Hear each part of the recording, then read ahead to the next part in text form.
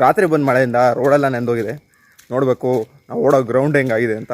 ರೋಡಲ್ಲಿ ಗುಂಡಿಗಳಿರೋ ಕಡೆ ಮಾತ್ರ ನೀರು ತುಂಬಿದೆ, ಆದರೆ ಚೆನ್ನಾಗಿರೋ ರೋಡಲ್ಲಿ ಏನು ನೀರು ಅಷ್ಟೊಂದಿಲ್ಲ. ಇದು 75 ಡೇಸ್ನ 68ನೇ ದಿನದ ನಮ್ಮ ದೇಹದ ಸ್ಥಿತಿಗತಿಗಳು. ಇದಕ್ಕಿಂತ ಮುಂಚೆ ಬೆಳಿಗ್ಗೆ ಬೇಗ ಎದ್ದು ನೀರು ಕುಡಿದು ಫ್ರೆಶ್ ಅಪ್ ಆಗಿ ಗ್ರೌಂಡ್ ತಲುಪಿ ಭೂಮಿಗೆ ನಮಸ್ಕಾರ ಮಾಡಿಕೊಂಡು ಓಡೋಕ್ಕೆ ಶುರು ಮಾಡಿದೆ.